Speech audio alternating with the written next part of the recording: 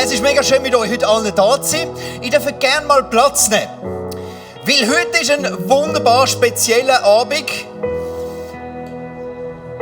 Es ist krass, wie viele Leute da sind. Es ist richtig schön. Es ist ganz schwierig zu einschätzen, wie viele kommen heute. Eher etwa 12 oder 50 oder 100. Jetzt sind es, glaube ich, etwa 150. Das ist mega, mega toll. Mega schön sind ihr alle da. Wir starten heute miteinander in die #Jesus-Serie. Wie schön ist denn das? Auch schon da gewesen. #Jesus ist immer bei uns im 20s oder im ganzen ICF Zürich, nicht nur sondern im ICF Movement, ganz eine spezielle Zeit. Es ist die Zeit, wo wir wieder Jesus überall, in jedem Bereich von unserer Kirche und auch von unserem Leben ins Zentrum setzen. Und heute Abend, liebe 20s, machen wir etwas, was wir noch nie gemacht haben. Nämlich, wir geben einen Applaus allen, die jetzt im Livestream uns zuschauen. Steht mal auf und winken dort hinten in die Kamera. Hinterher.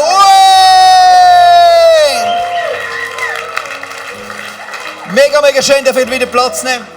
Mega, mega cool, dass ihr mit reingeklinkt habt. Es ist eine Zeit, wo nicht jeder kann, sollte oder darf in so eine Veranstaltung reingehen. Darum haben wir einen Livestream neu aufgeleistet, wo man reinklicken kann. Mega schön, dass alle da reingeklickt haben, die reingeklickt haben. #Jesus. Wir haben uns ein Motto genommen, Anfangsjahr, das auch mit Jesus zu tun hat. Wer weiß es noch? Wir haben doch das Motto, das hat er nicht gesagt. Und wir haben so Sätze rausgenommen, die er nicht gesagt hat. Und jetzt kehren wir das Ganze um, nämlich jetzt schauen wir an, was hat er gesagt? Du siehst, das hat er jetzt wirklich gesagt. Wir gehen in der nächsten Woche bis Ostern, schauen wir miteinander die Bergpredigt an.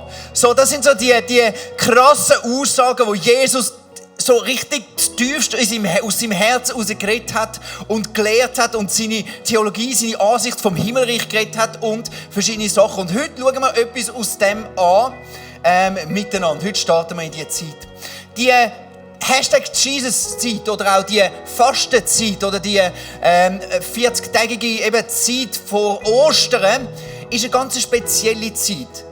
Ich bin für euch in der Bibel gegangen, schauen, und was ist so die Bedeutung auch von diesen 40 Tagen oder von dem 40? Es sind jetzt leider nicht mehr ganz 40 Tage, aber wir drücken das Auge zu. Du darfst trotzdem jetzt noch anfangen mit Fasten und Beten und alles.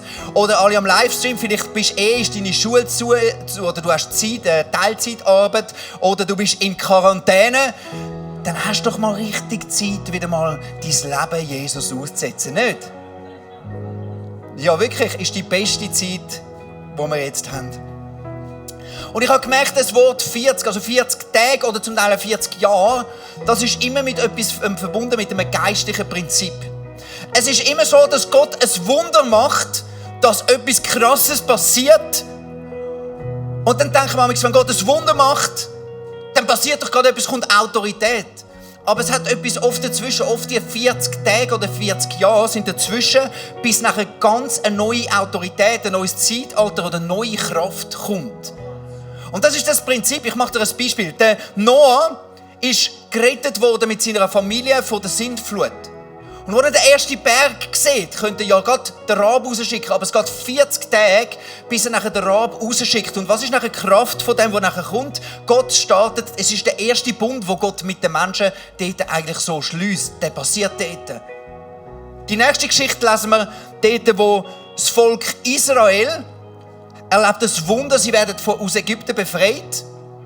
Und dann auf der einen Seite ist die 40 Jahre. Sie kommen nicht direkt in das verheißene Land, sondern sie brauchen 40 Jahre, wo Gott nochmal an ihnen schafft, wo er auch eine neue Generation bringt, bis die ganze Kraft kommt und die ganze Autorität zur Geltung kommt. Oder das Gleiche bei Mose aus. Er wird von Ägypten befreit und was passiert? Er geht 40 Tage auf den Sinai rauf. Er ist 40 Tage in der Gegenwart Gottes und wenn er zurückkommt, kommt er eben mit dem neuen Bund zurück, mit diesen Tafeln, mit den 10 Geboten, wo Gott einen neuen Bund schließt, also neue Autorität. Für das steht es.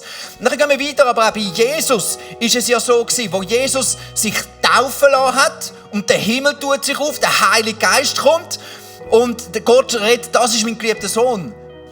dann könnt ihr doch jetzt gerade gehen, oder? Und los, so richtig motiviert. Nein, es geht 40 Tage, geht er in die Wüste, zieht sich zurück, ist am Fasten und dann fängt er an, nach diesen 40 Tagen, kommt die Autorität und er fängt an zu wirken.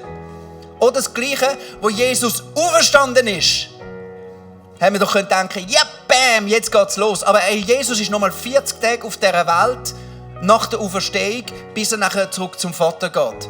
Und dann seine Jünger nachher dann den Heiligen Geist empfangen und neue Autorität kommt.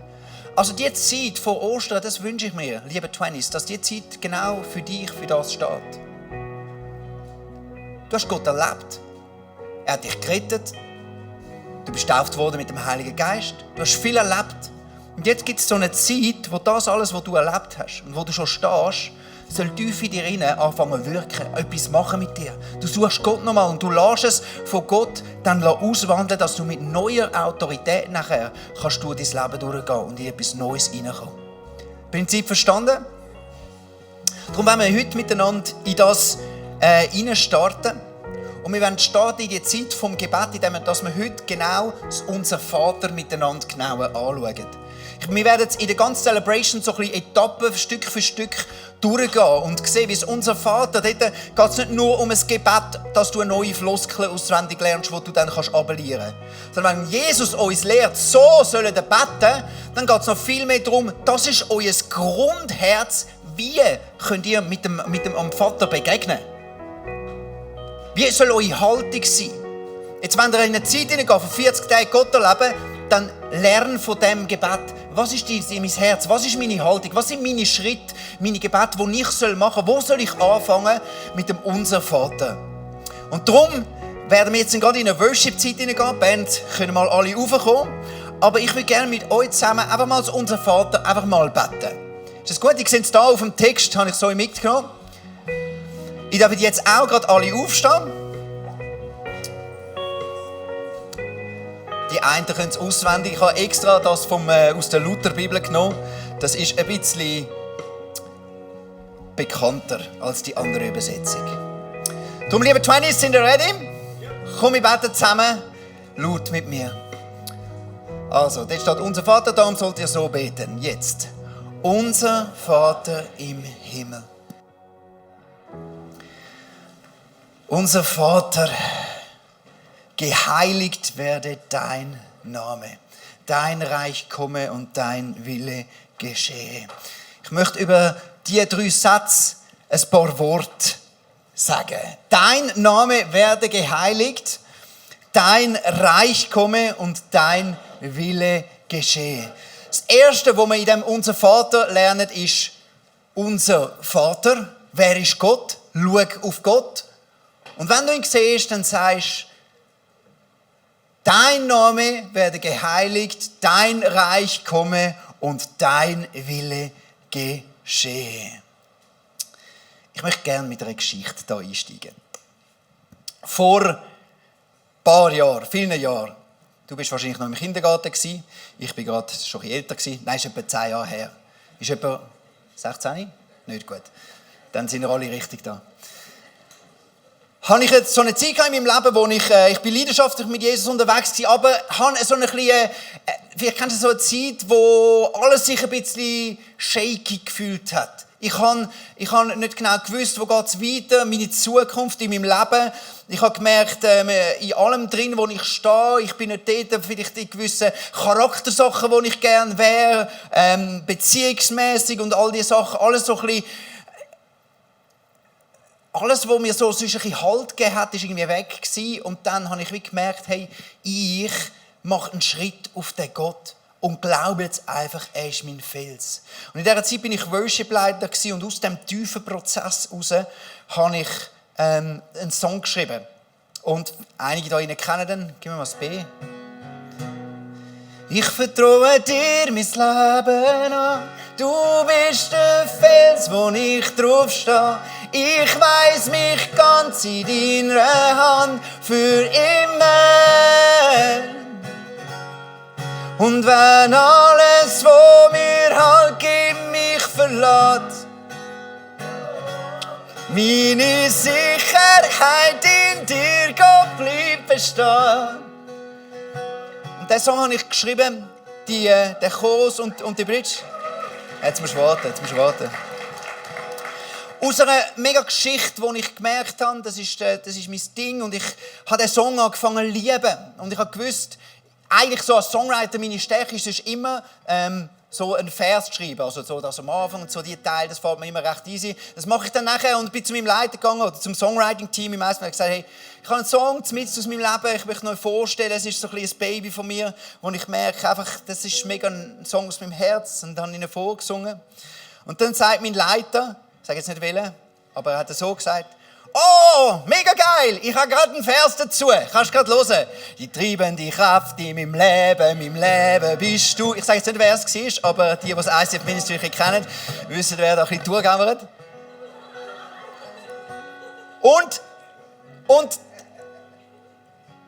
Und alle haben gefunden, wow, krass, hey, komm, das setzen wir doch so gerade zusammen und jetzt nehmen wir gerade diese Sachen und jetzt geben wir es am Luca. Der Luca tut es nachher ausschaffen und hat nochmal ein Sachen geändert und alles. Und ich habe gemerkt, es ist irgendwie Scheiße. Das ist mein Song, der aus meinem Leben, aus meiner Geschichte ist. Etwas Persönliches, mein Kunstwerk. Das hat mein nächster Step werden für meine Songwriting-Karriere, die ich machen könnte als Worship-Leiter. Siehst du, die meisten da haben nicht mal gewusst, dass der Song von mir ist. Gell? Das nervt. Es war für mich, das ist nicht einfach so ein etwas, was ich noch ein bisschen cool gemacht habe. Das ist etwas von meinem Innersten, ein Kunstwerk von mir, wo ich jetzt... Wie gehe ich damit um? Und in dieser Situation hat Gott mich angefangen, ein bisschen an der Hand zu nehmen. Ich bin mit mir angesessen und gesagt, Joel, warum machst du, was du machst? Ich verstehe dich, dass du diesen Song liebst, aber aus was ist er nochmal entstanden? Wer nochmal ist genau der Fels gewesen, wo du besingst?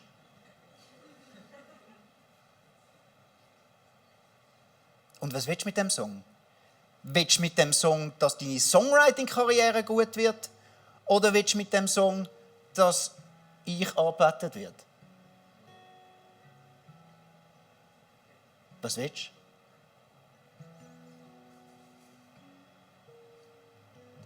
Ich habe gemerkt, das war so einer von diesen zahlreichen Punkten, wo ich genau dort war und gemerkt habe, jetzt beuge ich meine Knie und sage, okay Gott, dein Name soll gross werden. Ich baue nicht mein Reich, ich baue dein Reich. Und darum soll dein Wille geschehen. Und ich merke, das ist etwas geworden in meinem Leben. Der Battle, den gibt es die ganze Zeit. Ich meine, dein Name, ich bin nicht ein demütiger Mensch von Natur aus. Ich bin eine stolze Sau. Wirklich. Weißt du, warum ich nie sehe stöckeln? Weil ich verlieren. Das kann ich nicht haben. Ich bin stolz. Ich bin immer wieder mit meinem Stolz konfrontiert. Und nachher, fürs Reich. Ja, ich kenne mich gut. Dann nicht meinen Namen zu promoten. Und dann siehst du, ja, aber der andere promotet seinen Namen und ich jetzt darf es nicht. Oder so. Oder mein Reich. Seit ich da im 20s bin, ich gebe mir mega Mühe und schreibe das. Ich möchte nicht, dass der 20s ein Joel-Reich ist. Ich möchte nicht, dass der 20s ein Joel-Kille ist. Ich möchte, dass er Jesus-Kille ist. Und das ist ein mega Battle amix.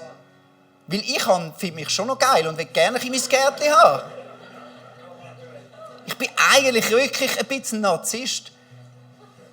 Ich finde, ich habe es noch drauf amix. Könnte doch auch so ein bisschen...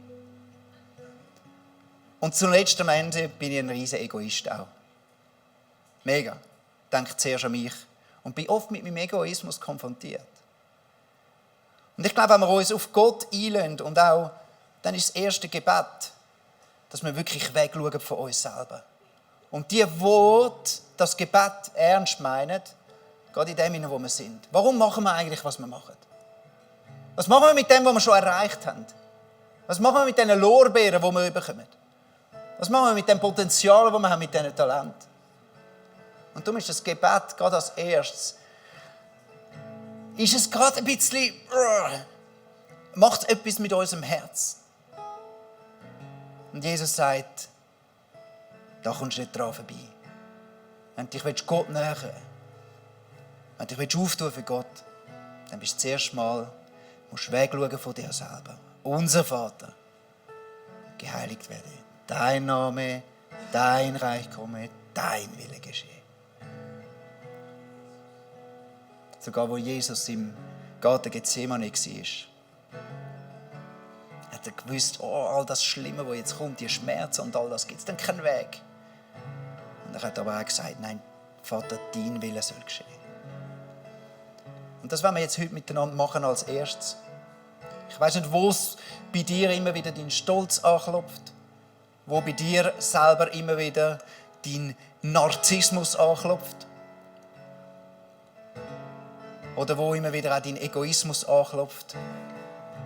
Komm, wir richten jetzt in dem Moment, da wo wir jetzt sind, unser Herz einfach und beten ehrlich miteinander.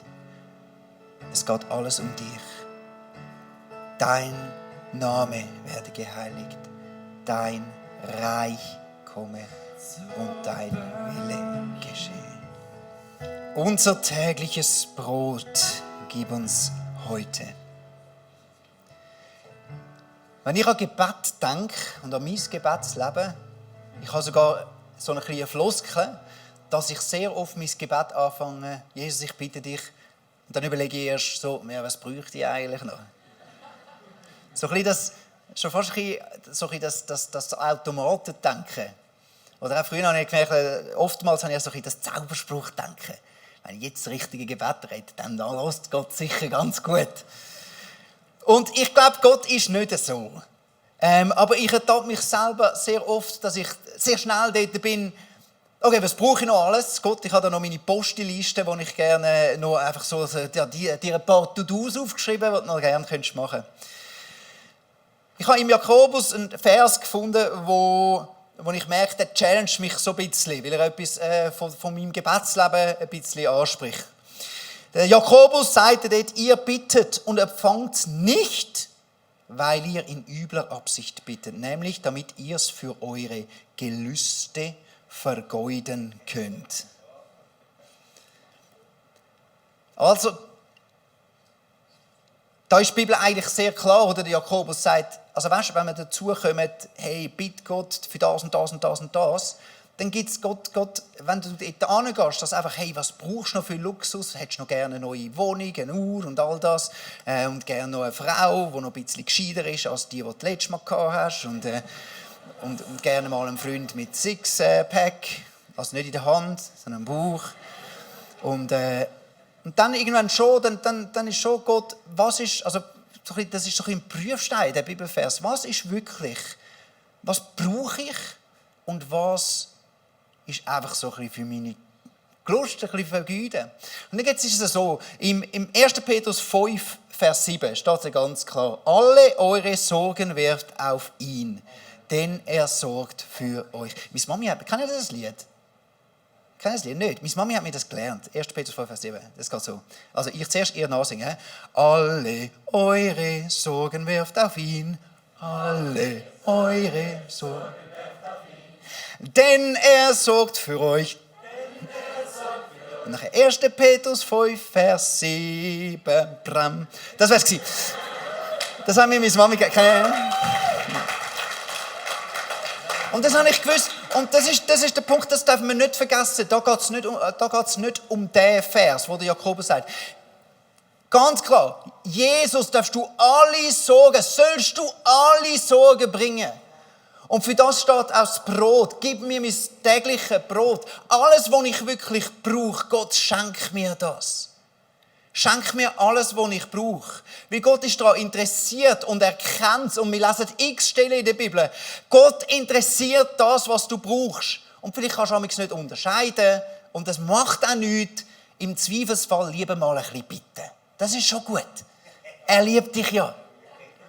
Und Liebe bitte, ich mache jetzt viel. Aber es kann dann auch einmal sein, dass man vielleicht einmal etwas sagt, wo man eigentlich ein bisschen mehr so ein bisschen für deine eigene Lust vergeuden. Und Gott ist nicht ein Automat, der dir einfach, wenn du es richtig versisch anbetest, dann schenkt er dir automatisch alles. Aber Gott ist auf jeden Fall ein dich liebender Vater, der sich um alles sorgt, was du wirklich brauchst in deinem Leben. Jetzt möchte ich aber noch ein anderes Tor auftun. Warum sagt Jesus da, oder warum lehrt er uns das tägliche Brot? Gib uns das tägliche Brot. Hätte er auch sagen können, gib uns einfach das, was wir gerade brauchen. Aber Jesus sagt ganz gezielt, hey, bete dem Vater, gib uns das tägliche Brot. Und ich glaube, da ist ganz eindeutig, Jesus referenziert da etwas, was er selber schon mal gesagt hat. Nämlich Jesus sagt es also im Johannes 6, Vers 35, hat gesagt, Jesus aber sprach zu ihnen, ich bin das Brot des Lebens. Wer zu mir kommt, den wird nicht hungern.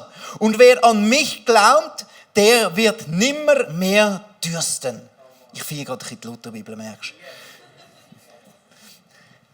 Jesus sagt, ich bin selber das Brot. Und jetzt sagt er einen Schlüssel noch von dem Gebet. Du darfst immer zu deinem Vater gehen und einfach sagen, hey Gott, ich brauche das, ich brauche das, ich brauche das. Go for it. Der kann es dann schon sortieren und damit gut umgehen. Aber es gibt noch eine ganz andere Gebetsform, wo Gott sagt, bet Jesus in die Situation hinein. Bet Jesus in deinen Hunger, in deinem Leben hinein. Gang auf deine Knie und sag, Jesus, ich brauche dich in meinem Leben. Ich brauche mehr von dir in meinem Leben. Bist hungrig nach dem Brot, wo Jesus selber ist in deinem Leben. Weil er ist der wirklich erfüllt in deinem Leben. Und amix merke ich immer, ich weiß eigentlich gar nicht genau, was ich wirklich brauche. Aber dann weiß ich, ich bitte Jesus in mein Leben hinein. Ich habe dir da unseren Next Step Kreis mitgenommen. Das ist unser Konzept, so ein bisschen, wo wir unser Leben immer wieder danach spiegeln können. In dein Glaubensleben. Bet, Jesus, ich möchte dir näher sein. Ich möchte mehr von dir. Jesus, schenk mir deinen Geist. Bist hungrig nach dem Jesus noch mehr dort rein zu haben. In deinen Beziehungen. Bet nicht einfach für einen geilen neuen Freund. Bet für, dass Jesus in dein Beziehungsleben hineinkommt. Dass du mehr kannst reagieren, wie er es machen will. Bet für göttliche Jesus-Prinzipien. Bet für einen Mann, für eine Frau, wo Jesus liebt und an erster Stelle hat. Bet Jesus in deine Beziehungen hinein. Das Nächste, bei deiner Gesundheit. Bet Jesus hinein. Jesus sagt, er ist der, der für alle Gebrechen gezahlt hat. Bet Jesus hinein. Jesus, stell mich wieder her. Von innen raus. Jesus, komm du. Stell mich wieder her. Hol Jesus rein, bei deinen Ressourcen, bei all deinem Geld, göttliche Prinzipien, bei deiner Zeit. Jesus, komm rein, hilf mir zu ordnen, nach deinen Prinzipien meine Zeit einzuteilen. Bei deinen Talenten. Jesus, brauch meine Talente zu deiner Herrlichkeit. Und bei deiner Arbeit, in deinem Umfeld, wo du bist, Jesus, ich möchte dein Licht sein, überall dort, wo du bist. Gib uns heute unser tägliches Brot. Du betest eigentlich Jesus in jedem Lebensbereich. Ich möchte mehr von dir. Weil ich weiss, du bist das Brot. Wenn ich mehr von dir habe, dann ist mein innerster Hunger wird gestillt. Und mein innerster Durst wird gestillt. Und das ist das Nächste, was wir miteinander machen wollen. Ich möchte das Rat nochmal, dass du das anschaust. Und vielleicht gibt es einen Bereich, wo du merkst, hey, dort ist ein Hunger. Das ist ein Hunger und ich weiss nicht, wie du diesen Hunger auch schon gestopft hast in deinem Glaubensleben, Beziehungsleben, Gesundheit, Ressource oder Arbeit. Und ich möchte dich bitten, dass du am heutigen Abend jetzt einfach sagst, Jesus, komm du, weil du bist genug und du bist der, der stillt. Und bitte Jesus in diesen Bereich hinein. Merkst du die Tiefe von dem unser Vater, von dem Gebet, die Vielschichtigkeit. Ich möchte mit euch weitergehen. Jetzt kommt der nächste Teil von dem unser Vater. Und vergib uns unsere Schuld, wie auch wir vergeben unseren Schuldigen. Und führe uns nicht in Versuchung, sondern erlöse uns von dem Bösen. Ich nehme so die Details so zusammen, es sind eigentlich 2 Verse in meiner Bibel. Und vergib uns unsere Schuld, wie auch wir vergeben unseren Schuldigern. Und führe uns nicht in Versuchung, sondern erlöse uns von dem Bösen. Für mich, ich sehe so 3 Aspekte in dem Teil von dem Gebet. Also, wir haben auf der einen Seite Vergebung, wo ich schuldig geworden bin. Das Zweite, wir haben den Teil ich vergib, dort wo andere schuldig geworden sind. Und der dritte Teil, wir haben den Umgang mit Versuchung. Oder auch dort, wo wir mit eigener Schwäche auch konfrontiert sind. Und ich möchte auf die 3 Sachen schnell ein bisschen eingehen. Weil ich glaube, in diesem Teil ladet uns Jesus ein, so, jetzt gehen wir zusammen dort hin, wo es halt nicht mehr so nur schön ist. Dort, wo auch nicht mehr so alles romantisch ist, jetzt gehen wir auch zusammen in den Dreck wuseln. Für das bin ich da, für dich. Und ich liebe, dass das sogar in diesem Gebet Jesus nicht sagt, du gell, musst dann genug fromm sein oder so, sondern rede über diese Sachen. Rede über die Sachen, wo hast du einen Scheiß gemacht. Bring es vor Gott. Über die Sachen, wo bist du verletzt. Wo bist du verletzt, wenn dich andere Wege gemacht. Bring es vor Gott. Und dann noch das Dritte, und wo, jetzt mal ganz ehrlich, wo bist du versucht? Komm, bring's. Leg Gott alles an, lass den Vater rein. Er kennt dich ja, aber bist nicht allein. Ich habe gemerkt, wenn es um Vergebung geht, habe ich gemerkt, gibt es ein paar solche Theorien. Ja, müssen wir dann Gott noch um Vergebung beten oder nicht mehr? Wir sind doch schon gerecht, wir sind doch schon rein. Müssen wir dann jetzt immer noch alles um Vergebung beten? Oder in der katholischen Kirche wird es, glaube ich, zum Teil sogar so gelehrt, ja, wenn du nicht beichtet hast, dann ist die Sünde noch nicht vergeben. Und das macht meiner Meinung nach theologisch überhaupt keinen Sinn. Sondern das, was Sinn macht, glaube ich, dass auf der Beziehungsebene ist es super nötig, auf der einen Seite beziehungsmäßig, dass du dich entschuldigen. Jetzt ohne Scheiß, wenn ich meiner Frau, keine Ahnung, ich lasse einen Scheiß Spruch laufen, sage, nennen sie, keine Ahnung, zicken, das mache ich nie. Gell? Einfach zum Sagen. Habe ich einmal gemacht, ich mache es schon wirklich nie mehr. Ja. Aber ich weiss schon, dass sie mir wieder wird vergeben. Aber es ist doch das Logischste, dass ich angehe und sage, Sina, es tut mir leid. Und ich habe es nicht so gemeint. Es ist mir rausgerutscht und ich brauche deine Vergebung. Und das pflegt Beziehung. Das pflegt Beziehung. Und darum ist es wichtig, und Gott hat mich auch schon gemahnt. Joel, wenn du weißt, du hast etwas gemacht, was nicht richtig ist, ich möchte, dass du jedes Mal dich entschuldigen bei mir.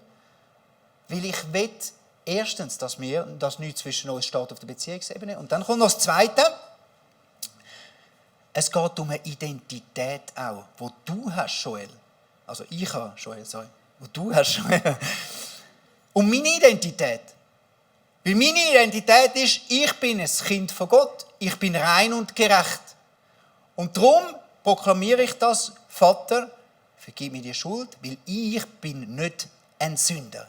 Ich habe gesündigt, aber das gehört nicht zu mir. Ich bin ein Kind von dir, geisterfüllt und rein und gerecht. Und darum, glaube ich, ist es so wichtig, dass wir zu Gott gehen und sagen, Gott, ich bitte dich um Vergebung. Weil nimmst deine Identität wieder an und schaffst alles aus dem Weg, wo könnte auf der Beziehungsebene zwischen dir und Gott stehen. Das Nächste. Und vergib, also wie auch wir vergeben unseren Schuldigen. Und ich glaube, da fordert uns Gott raus, und da ist mir der David so ein Vorbild, lass deine Gebete ruhig genug Dreck drin haben. Bist ehrlich. Psalm 58. Ich weiß nicht, ob du diese Sachen kennst. Ich habe sie jetzt nicht auf dem Screen, wie es ist schlimm. Dort sagt der David, kotzt sich richtig aus. Er lässt sich über Leute aus, sagt, sie sind giftig wie Schlangen und Gott bricht ihnen alle Zähne aus. Ihr Leben soll so kurz sein wie das von einem Schneck, der sich auflöst und verändert. Wie das von einer Fehlgeburt, die nie die Sonne sieht. Das sagt man aber nicht im Gebet. Doch, sagt man, es steht in der Bibel. In der Bibel hat das Gott wollen. Gott hat gesagt, das kommt mir in die Bibel. Ich will ehrliche Gebete, ich will das auch auspacken, was ist scheisse gelaufen. Bringt den Dreck raus, weil ich kann ihn tragen. Weil ich will ihn bei mir haben. Und dann können wir darüber reden und so kannst du vergeben. Mach deine Gebete genug dreckig. Wirklich. Du bist nicht zu fromm in dem hinein. Verstell dich nicht. Es geht um Ehrlichkeit. Es geht um Nähe, es geht um deinen Vater und die Beziehung wächst dann, wenn man auspackt und alles auf den Tisch hat. Vielleicht kennst du Leute, die eine Gebetsliste haben. Ich kenne auch Leute, die eine Findesliste haben.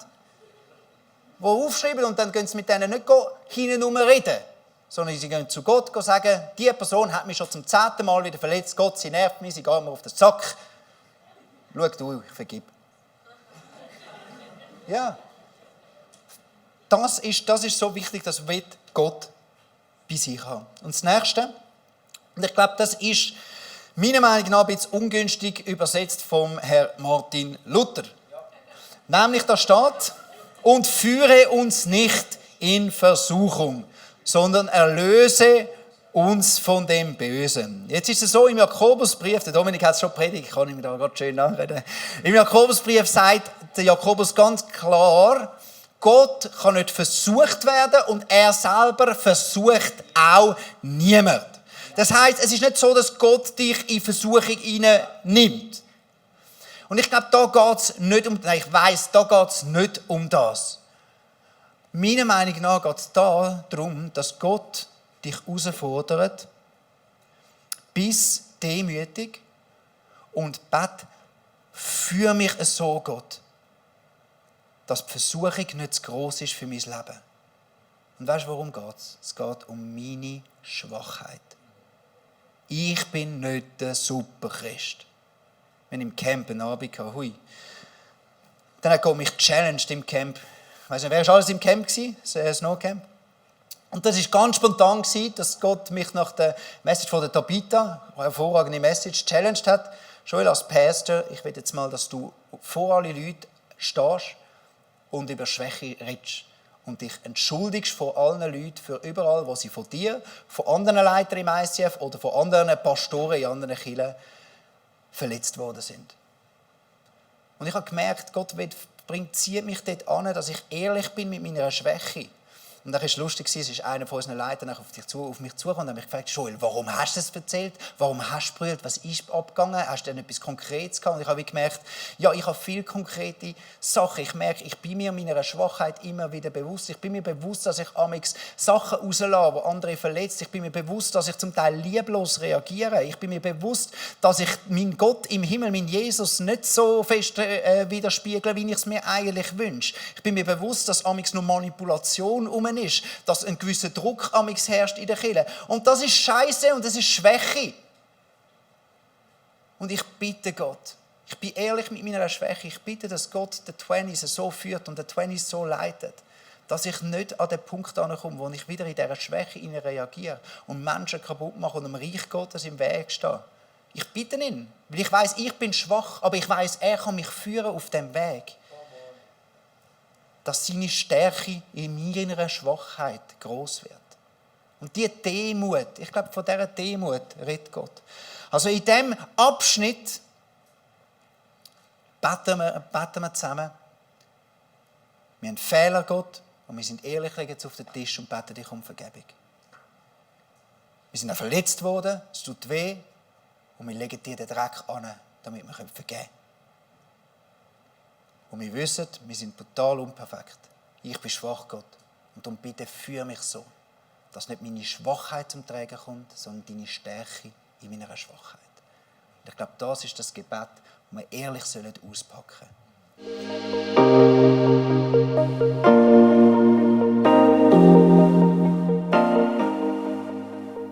Wenn Gott durch so Messages zu dir redet, ist das mega kostbar. Darum nimm den Schatz unbedingt mit in deinen Alltag. Vielleicht machst du gerade noch eine Notiz zu diesem Thema oder redest mit Jesus in einem Gebet noch selber drüber. Es ist unsere Leidenschaft als ICF 20s, junge Menschen zu begleiten auf ihrem Weg mit Gott und sie dabei zu unterstützen.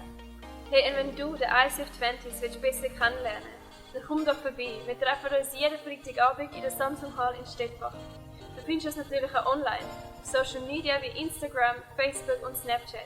Dort kannst du dich informieren über Smart Groups, Camps oder was sonst noch so läuft bei uns in der Kirche. Danke fürs Hineinklicken. Bis zum nächsten Mal.